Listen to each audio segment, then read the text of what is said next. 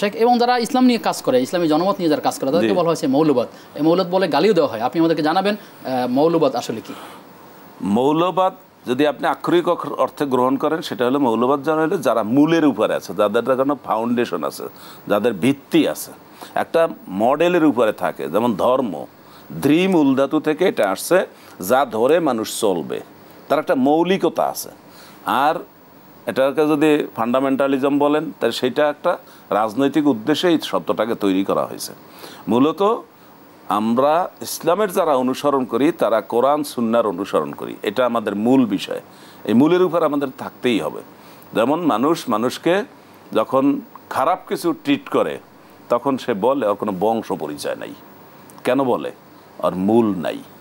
আর মূল যদি থাকে, বংশ পরিচয় যদি থাকে, তার বাপদাদা যদি ভালো থাকে, হঠাৎ করে সে যদি খারাপ কিছু করে, তাহলে এটা মানুষ গ্রহণ করে না। তাহলে মূলের একটা অস্তিত্ব আছে, মূলের একটা গুরুত্ব আছে।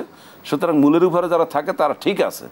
আর যারা খড়কুটার মতো ভাসে, জোয়ার যেই দিকে নিয়ে যায়, ভাটি যেই দিকে নিয়ে যায় সেই দিকে যায়, তাদের কোনো অস্তিত্ব নাই।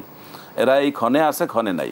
যেমন আপনি লক্ষ্য করবেন যে সমস্ত লোকেরা স্বঘোষিত নাস্তিক, তারা কিন্তু আল্লাহ বিশ্বাস করে না, দেয়ার ইজ নো গড এর কথা বলে এবং খুব দাপটের সাথে চলে। কিন্তু যখন তারা দুর্বল হয়ে যায়, অসুস্থ হয়ে পড়ে, মরমর অবস্থায়, তখন কিন্তু আল্লাহ আল্লাহ করে। অর্থাৎ শেষে কিন্তু সে আসল জায়গায় ফিরে আসে। এই যতদিন পর্যন্ত ভালো থাকে, স্বাস্থ্য ভালো থাকে, টাকা পয়সা ভালো থাকে, ততদিন পর্যন্ত এই ফরফর করে। এরপর কিন্তু একবার ফরফর আর থাকে না।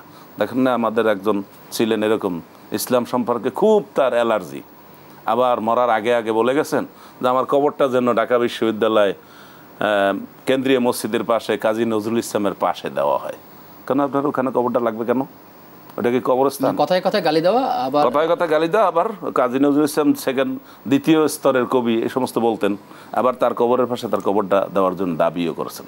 ঢাকা বিশ্ববিদ্যালয় কর্তৃপক্ষকে, তৎকালীন কর্তৃপক্ষকে ধন্যবাদ জানাই যে তারা বলছেন এটা কবরস্থান না, যার যার কবর তার বাড়িতে। একদম সাধারণ মানুষ কি মৌলবাদ হতে পারে? পরে তার বাড়িতে তাকে পাঠিয়ে দেওয়া হয়েছে।